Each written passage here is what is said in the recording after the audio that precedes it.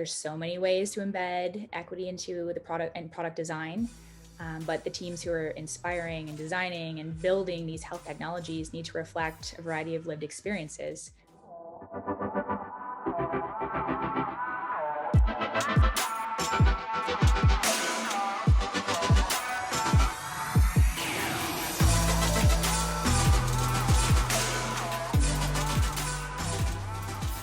I think with some of these very archaic industries like finance, healthcare, it's going to be really interesting to see how the industries do evolve, because we know it's not just the doctors who have to make the decision, or the insurers, the payers, the policymakers. It's really everyone coming together. And it's like, how do you bake intention and a long-term thinking into these giant industries that we know have, infinite number of decision makers?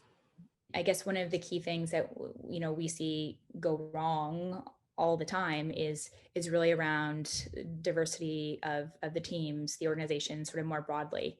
We need to stop seeing any type of technology as inherently neutral, right? Like this idea that, especially in my space, the idea that people are busy, people are biased, so therefore let's outsource that busyness, that bias, to some sort of net neutral form of technology that will just make things better with the snap of your fingers. And that's what's so damning, is that I think the average person just sort of allows that to be true. They just take that sort of thesis or that hypothesis and just believe it to be true.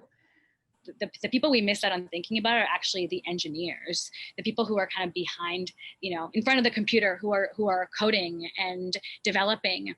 And so it's when we think about bias in these algorithms, there are a lot of different people, like kind of the invisible actors, that we also need to be thinking about.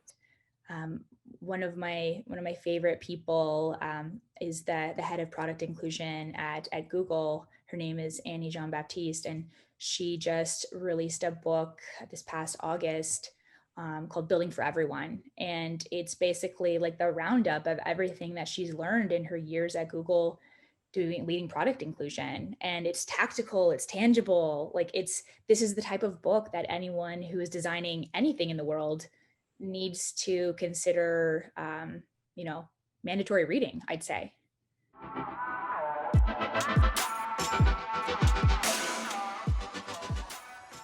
We think software, we think technology, we think developers, engineers, and we kind of miss out on what other skills are actually needed.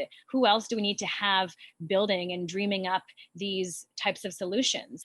I talked to companies that specifically build behavioral labs within their teams. So you would have the tech team and the engineering. You would have the clinical team that really starts the process and say, what's the problem and how do we solve it?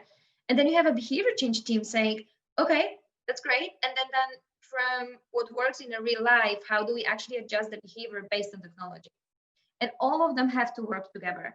And I think where I've seen successes, as I mentioned, Achilles is an example. I would say Reveri Health is an example.